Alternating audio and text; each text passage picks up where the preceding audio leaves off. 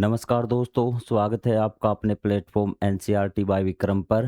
जैसा कि आपको पता है कि ये एनसीईआरटी के videos line by line explanation के ख़ास तौर पर बनाए जा रहे हैं हमारे साथी अध्यापकगण के लिए और जो बच्चे सिविल सर्विसेज की तैयारी करते हैं उनके लिए, ताकि वो एनसीईआरटी को लाइन बाय लाइन पढ़कर अच्छी तरीके से समझ सकें।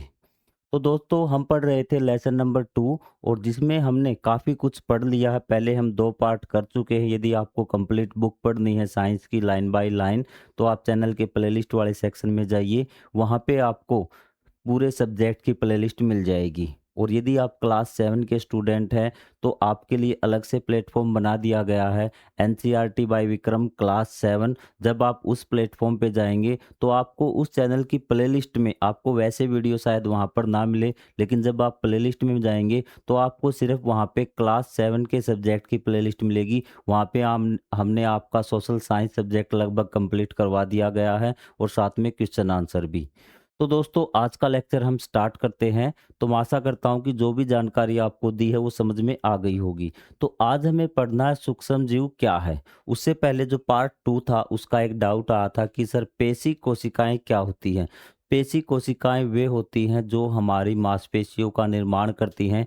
वो ये जो आपकी सेल्स होती है, कोशिकाएं होती हैं, ये आपकी सिकुड़ भी सकती हैं और फैल भी सकती हैं। तभी तो आपका, जैसे आपका यहाँ सबसे ज़्यादा एग्जाम्पल मैं इसका दूंगा कि जब आप अपनी आर्म को इस प्रकार से करते हैं तो ये क्या होती हैं, आपकी सिकुड़ जाती हैं। जो आप एक्सटेंशन करते हैं तो ये आपकी फैल जाती। तो इस प्रकार की कोशिकाओं को क्या बोलते हैं, पेशी कोशिकाएं बोलती, जो हमारी मांसपेशियों का निर्माण करती हैं। तो आज हमें पढ़ना है कि सूक्ष्मजीव क्या है। तो कुछ सजीव केवल एक या कुछ एक कोशिकाओं से बने होते हैं। तो इसने कहा कि जैसे हमने मानव के बारे में पढ़ा था, पादप के बारे में पढ़ा था कि उसमें बहुत सारी कोशिकाएं होती हैं, लेकिन कुछ ऐसे भी जीव हैं जिनमें क्या होती है, या तो एक कोशिका होती है या फिर बहुत कम कोशिकाएं होती हैं। ये इतने छोटे होते हैं कि इन्हें नग्न आंखों से नहीं देखा जा सकता, इन्हें हम सूक्ष्म जीव कहते हैं। तो अब देखिए क्या बताया गया है कि एक तो क्या होता है सूक्ष्म जीव के बारे में, या तो ये एक कोशिका के बने होते होंगे या फिर इसमें कुछ एक कोशिकाएं होती होंगी, 2 4 5 10, मतलब बहुत कम कोशिकाएं होती हैं। और ये इतने छोटे होते हैं कि इन्हें हम नग्न आंखों से नहीं देखा जा सकता, इन्हें सूक्ष्मजीव कहते हैं। तो क्या आपको पता चला कि सूक्ष्मजीव क्या होते हैं, कि वो होते हैं जिन्हें हम नग्न आंखों से नहीं देख सकते। नग्न आंखों का मतलब कि साधारण आंखों से हम नहीं देख सकते, हमें इनको देखने के लिए किसी इंस्ट्रूमेंट की जरूरत पड़ेगी, किसी यंत्र की जरूरत पड़ेगी, जैसे आपका माइक्रोस्कोप है, सूक्ष्मदर्शी है, इनकी आवश्यकता पड़ेगी। और इसमें क्या होती, एक कोशिका, इनमें कोशिकाओं की संख्या बहुत कम होती। ये दो बातें आपको सूक्ष्मजीव के बारे में पता चली। कुछ सूक्ष्मजीव जैसे जीवाणु और अमीबा केवल एक कोशिका, एक कोशिकीय से बने होते हैं। तो यहाँ पे देखिए एक कोशिकीय नाम आया है। जो आपके जीव हैं जिनमें एक कोशिका होती है उनको हम एक कोशिकीय जीव बोलते हैं। तो उनका आपका उदाहरण है जीवाणु और अमीबा भी।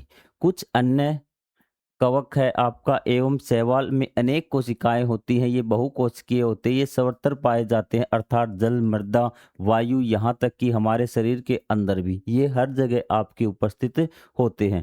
तो यहाँ पे आपको उदाहरण में पूछ सकता है कि एक कोशिकीय कौन सा है, आपका जीवाणु और आपका अमीबा। क्या है, आपका एक कोशिकीय।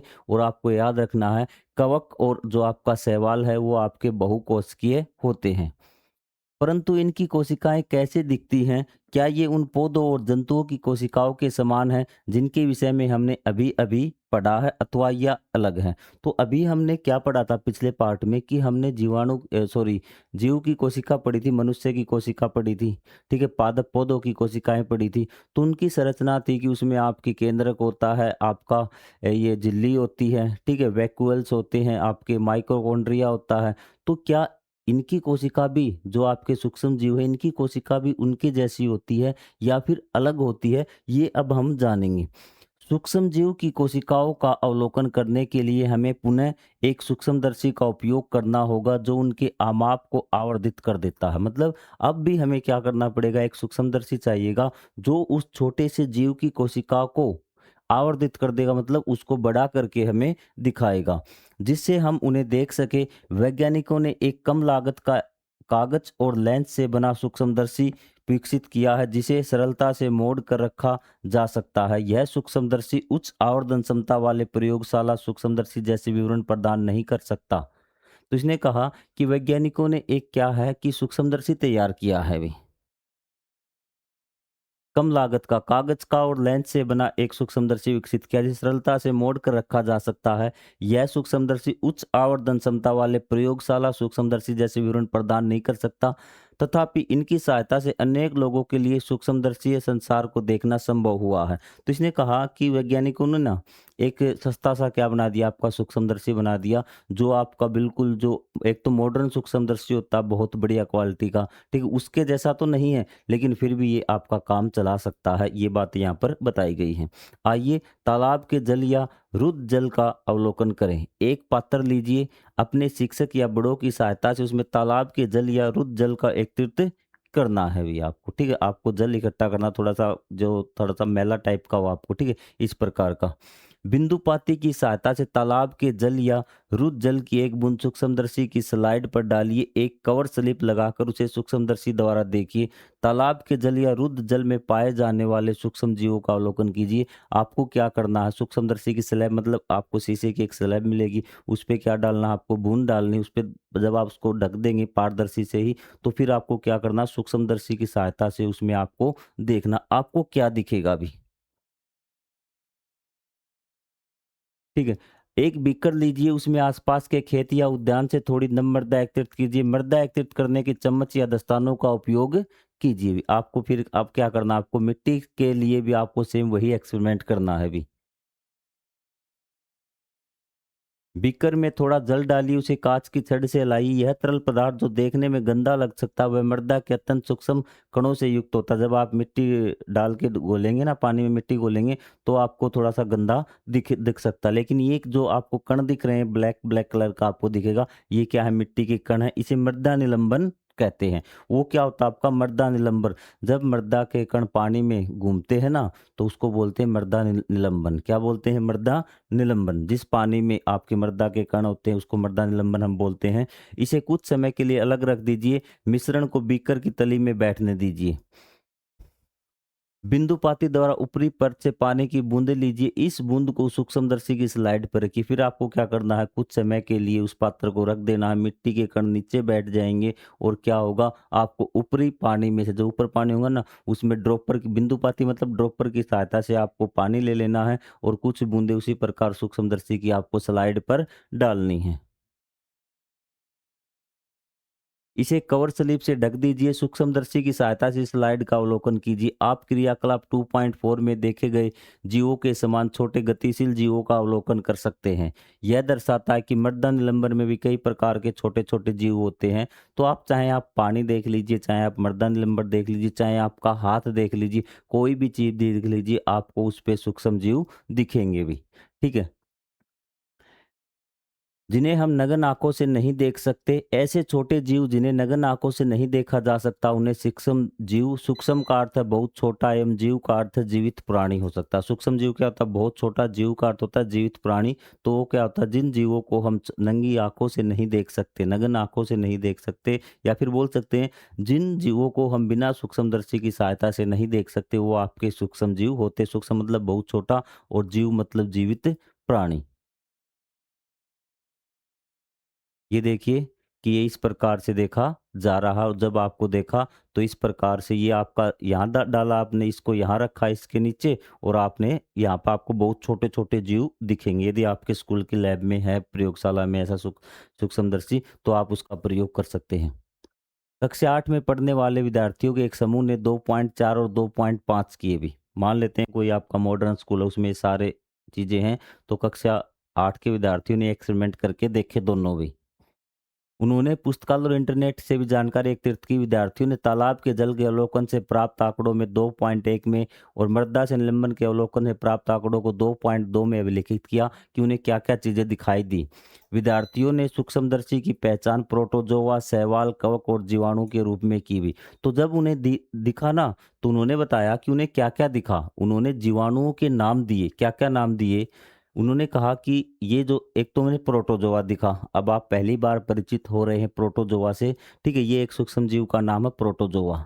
जैसे आपका भैंस है, टाइगर है या फिर आपका भालू है, आपका इस प्रकार के जानवरों के नाम है ना, बड़े जानवरों के, जीवों के। तो उसी प्रकार ये सूक्ष्म जीवों के नाम है प्रोटोजोआ, शैवाल, कवक और जीवाणु। जीवाणु एक कोशिकीय आपका, शैवाल और कवक आप पहुँच चुके, बहुकोशिकीय, अमीबा भी आपका एक कोशिकीय, आपको याद रखना के रूप में कि आप उपरोक्त क्रियाकलाप को स्वयं ही करके देख सकते हैं। यदि आपको इनमें से किसी भी प्रकार के जीव मिलते हैं तो आप उसे अभिलेखित कीजिए भी। तो सबसे पहले आप पहचान लीजिए भी, जो प्रोटोजोआ होता है वो आपका अमीबा ही होता है। अमीबा भी क्या है आपका, एक कोशिकीय होता है। अमीबा और जीवाणु एक कोशिकीय होता है।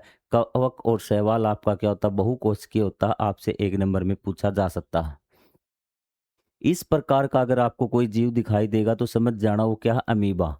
तो आपको जैसे कुत्ता है, कुत्ते की फ़ोटो आपके दिमाग में बनी हुई है ना, तो वैसे ही इसकी फ़ोटो आपके दिमाग में बना लीजिए। ये क्या है आपका, अमीबा या प्रोटोज़ोआ है।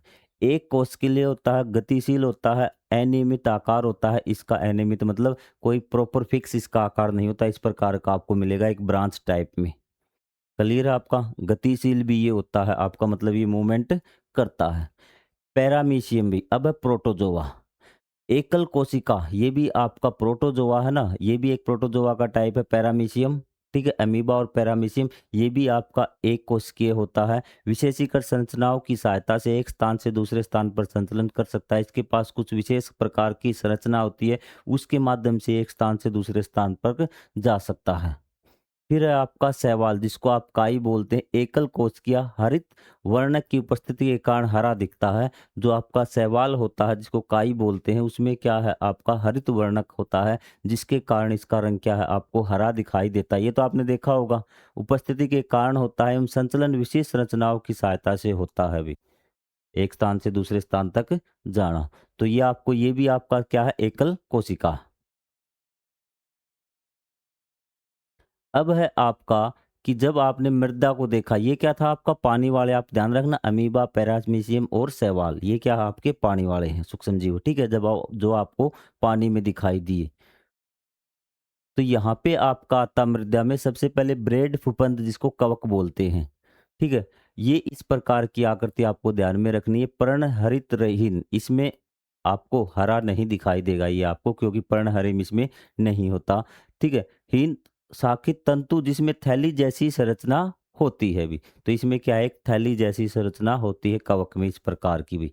फिर आपका फफूंद, जिसको आपको कवक बोलते हैं। एक होता है ब्रेड फुफुंद भी, जिसको ये भी कवक है, ये भी कवक है। आप कहेंगे सर दोनों ही ये क्या है, कवक है भी।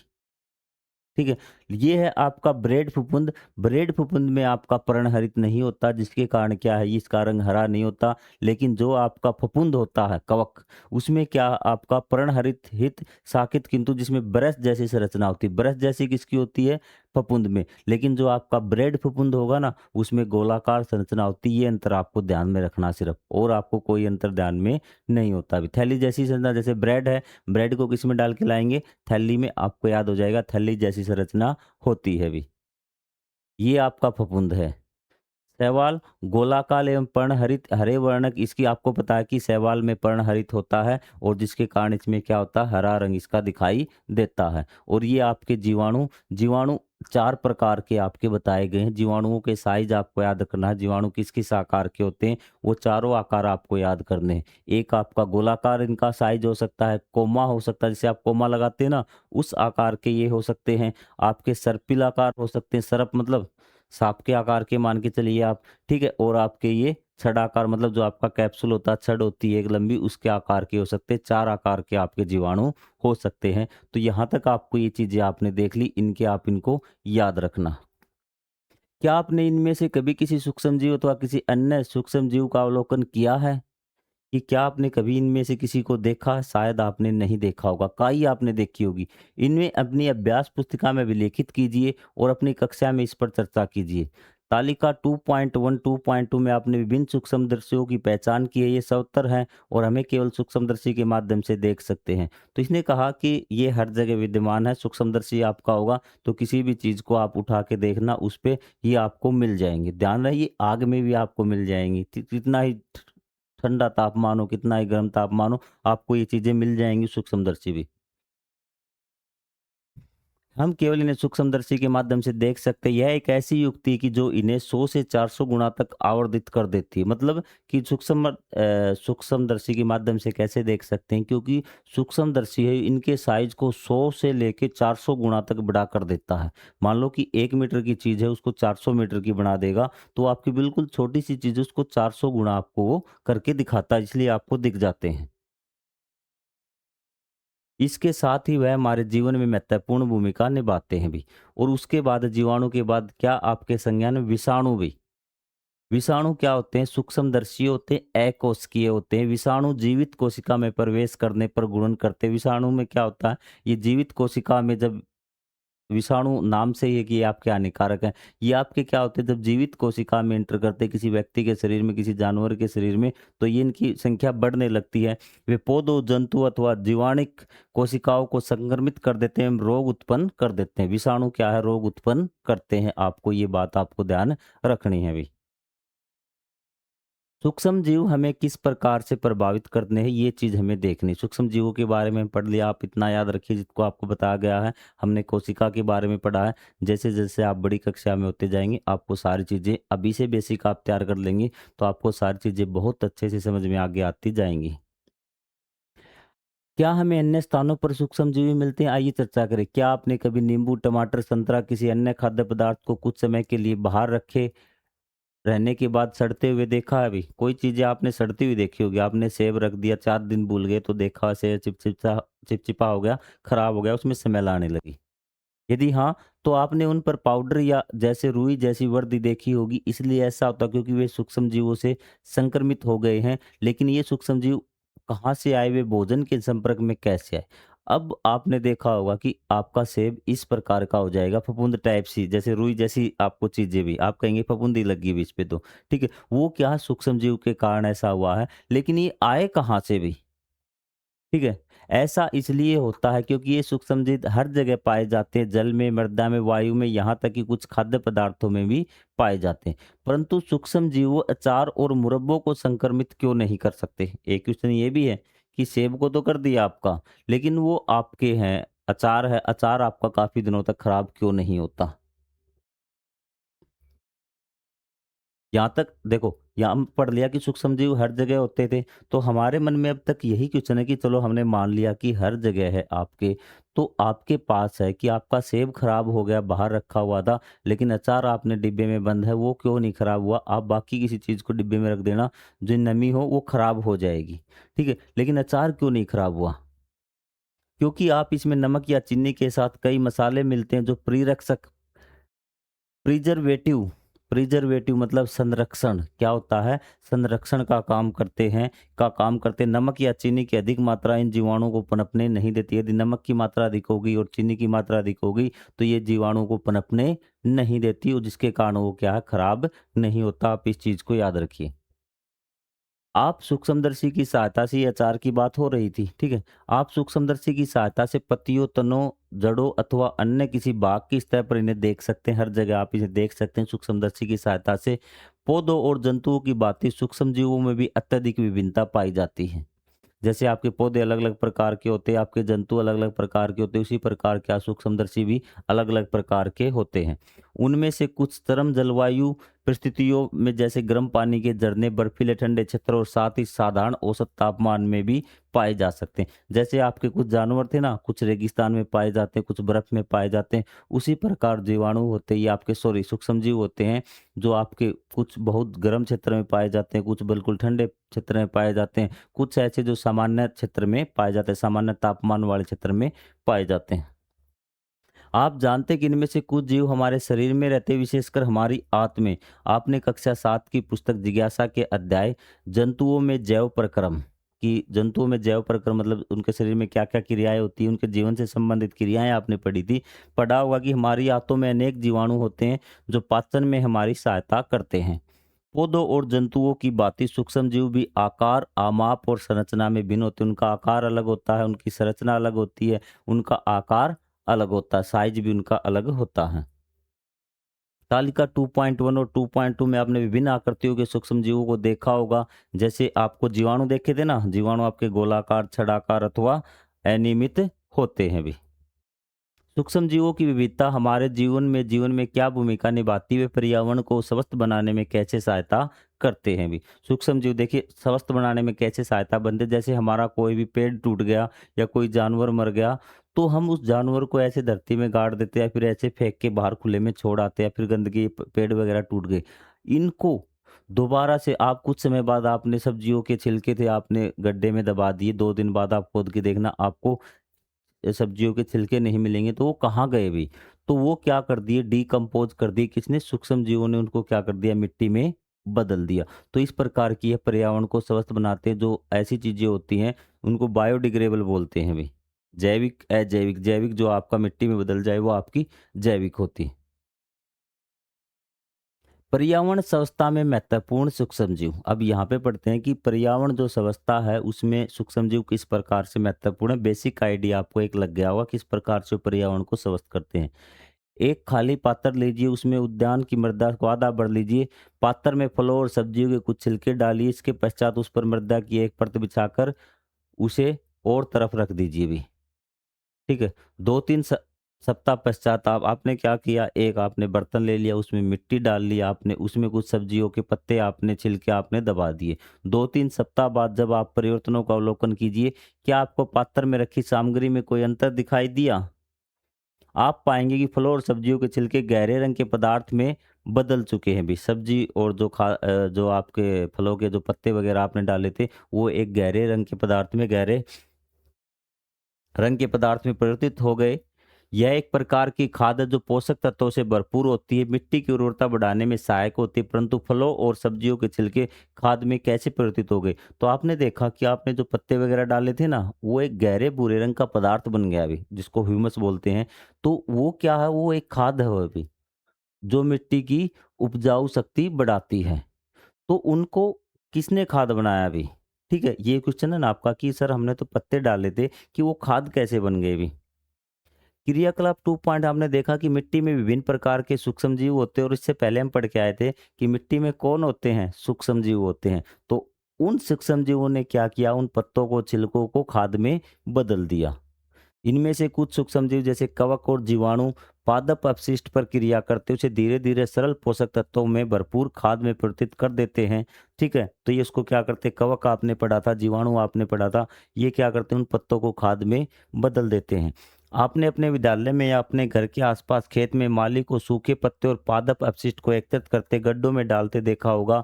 तो अब आप समझ गए होंगे कि वो गड्ढों में क्यों डाल रहा है, क्योंकि जब वो गड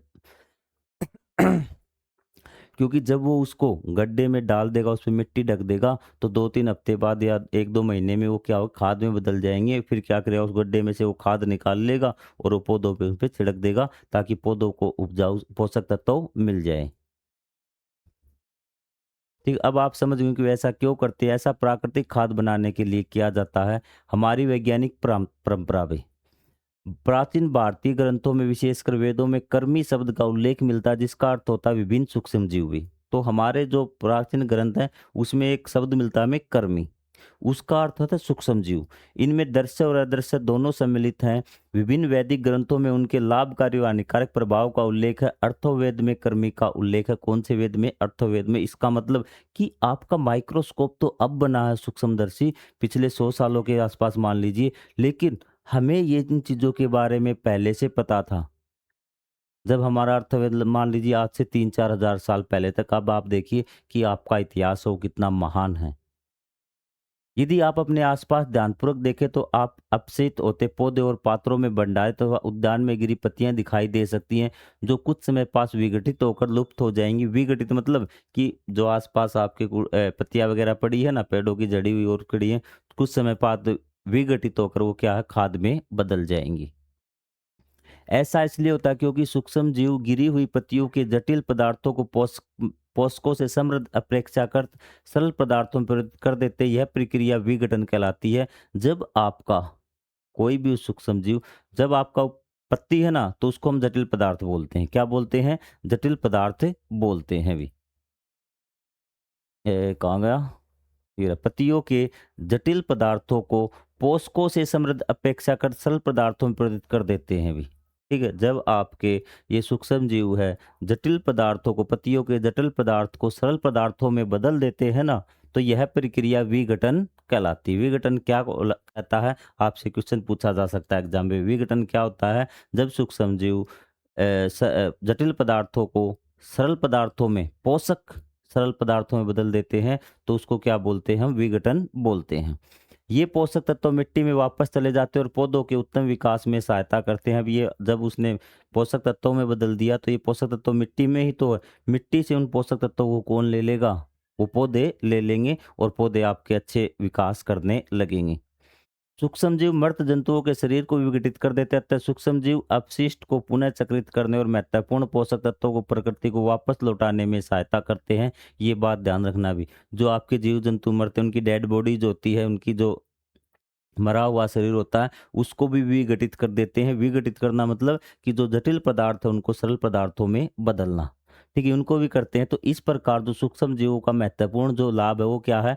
ये है आपका कि जो सूक्ष्म जीव है, अपशिष्ट मतलब जो आपका वेस्टेज है, ठीक है, को पुनः चक्रित कर देते हैं। पुनः चक्रित मतलब कि आपकी पत्तियाँ बन गई पेड़ की, पत्तियाँ टूटी, टूट के जो आपका सूक्ष्म जीव था उन्होंने क्या किया? उसको पोषक तत्वों में बदल दिया। पोषक तत्व क्या करेंगे? दोबारा पेड़ ग्रहण कर लेंगे, पेड़ ग्रहण करेंगे, पेड़ बढ़ेगा, पत्तियाँ फिर आएँगी पेड़ पे, पत्तियाँ फिर टूटेंगी। इस प्रकार ये क्या करते हैं? पुनः चक्रण करते हैं अपशिष्ट का और महत्वपूर्ण पोषक तत्वों को प्रकृति में वापस लौटाते हैं कि जो आपका मान लें कोई पदार्थ ए था, वो पौधे ने ले लिया, दोबारा पत्तियाँ टूटेंगी तो जो सूक्ष्म जीव दोबारा से उस पदार्थ ए को बना देगा, फिर पौधा ले लेगा, तो दोबारा से क्या करते हैं? ये काम ये करते हैं। खाद का निर्माण इष्टतम तापमान और उचित नमी के स्तर पर होता है। इष्टतम तापमान मतलब जो उनको पर्टिकुलर तापमान चाहिए, उस तापमान को इष्टतम तापमान बताया गया है और आपका नमी भी वहाँ पर होनी चाहिए। क्या यह रोचक नहीं है कि अब तक आप समझ गए हों कि जीवाणु और कुछ कवक सूक्ष्मजीवों के प्रकार हैं जो हमारे जीवन में महत्वपूर्ण भूमिका निभाते हैं। क्या आप यह जानते हैं कि वे उपयोगी जीवाणु गोबर जैसे जंतु अपशिष्टों को विघटित कर देते हैं?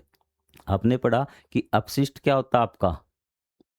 आपका मलबा होता है, कूड़ा-करकट होता है, आपका वेस्टेज होता है, ठीक है? तो उसमें आपने पढ़ लिया कि ये पौधों को अपशिष्ट कर देता है, टूटे हुए पौधों को, उसकी पत्तियों को क्या सॉरी विघटित कर देता है, मनुष्य के शरीर को, मरा हुआ शरीर, जिंदे मनुष्य को नहीं, और जानवरों के मरे हुए शरीर को क्या कर देता है? ये विघटित कर देता है। इसके साथ-साथ जो मनुष्य और जानवरों का मल होता है ना, उसको भी ये क्या विघटित कर देता है।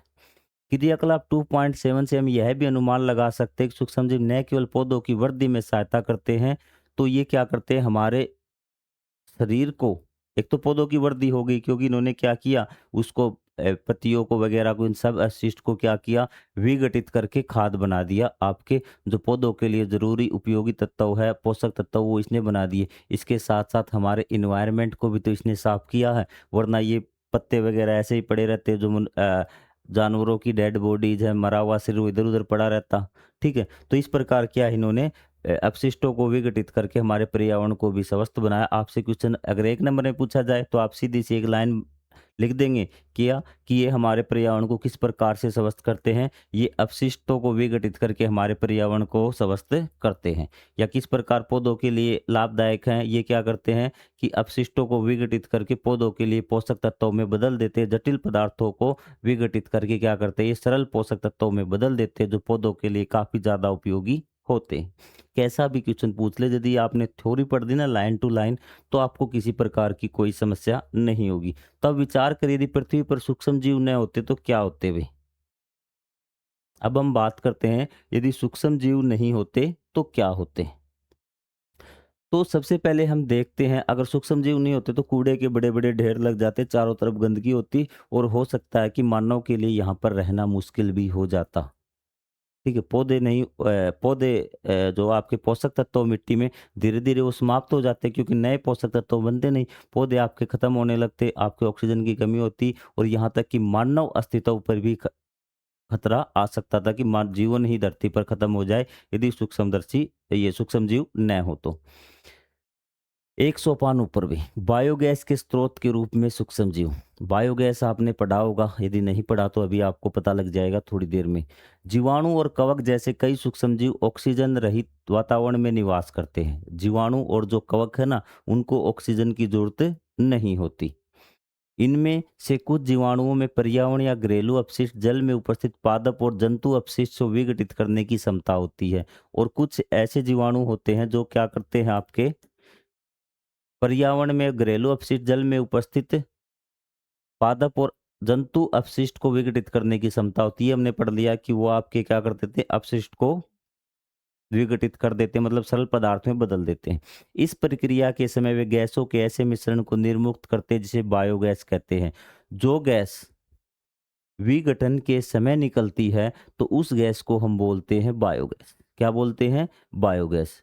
सूक्ष्म जीव जब पदार्थों का, आपका जटिल पदार्थों का विघटन करते हैं तो उस समय खाद तो बनती ही बनती है, लेकिन उस प्रक्रिया के दौरान एक गैस निकलती है, उस गैस को हम बोलते हैं बायोगैस। ये मुख्यतः कार्बन डाइऑक्साइड तथा उच्च अनुपात में एक अन्य गैस मीथेन से मिलकर बनती है। बायोगैस किस किस से मिलकर बनती है? ये आपकी कार्बन डाइऑक्साइड गैस और मीथेन गैस से मिलकर बनती है। इस गैस का उपयोग खाना पकाने, तापन, बिजली उत्पादन, यहाँ तक कि वाहन चलाने के लिए ईंधन के स्रोत के रूप में किया जाता है। तो आपसे पूछा जा सकता है कि बायोगैस क्या होती है? तो आपको लिखना है कि जब सूक्ष्म जीव आपका जटिल पदार्थों का विघटन करते हैं तो एक गैस उत्पन्न होती है। ठीक है, उस गैस को हम क्या बोलते हैं? बायोगैस बोलते हैं। ये आपका कार्बन डाइऑक्साइड गैस और मीथेन गैस का मिश्रण होती है, और ये हमारे लिए बहुत ज़्यादा उपयोगी है। वैज्ञानिक परिचय भी। आनंद मोहन चक्रवर्ती की बात हो रही। 1938 में इनका जन्म हुआ था, 2020 में इनकी मृत्यु। एक वैज्ञानिक थे जिन्होंने जीवाणुओं का अध्ययन किया। वर्ष 1971 में उन्होंने एक विशेष जीवाणु विकसित किया जो तेल रिसाव को विघटित कर सकता था और पर्यावरण को स्वस्थ बनाने में सहायता कर सकता था। ये देखिए कितनी अमेजिंग बात है। तेल रिसाव को विघटित करता था और उसको स्वस्थ बनाने में सहायता कर सकता था पर्यावरण में। उनकी खोज को वर्ष 1980 में पेटेंट प्राप्त हुआ था। पेटेंट किसी व्यक्ति को दिया गया एक कॉपीराइट है, ताकि कोई भी व्यक्ति उसकी अनुमति के बिना उसके आविष्कार की नकल या उपयोग या बिक्री न कर सके। पेटेंट क्या होता है कि आपने कोई चीज़ बना ली तो आप कहेंगे कि मैंने ये चीज़ सबसे पहले बनाई है, तो आप पेटेंट के लिए अप्लाई करेंगे। ठीक है?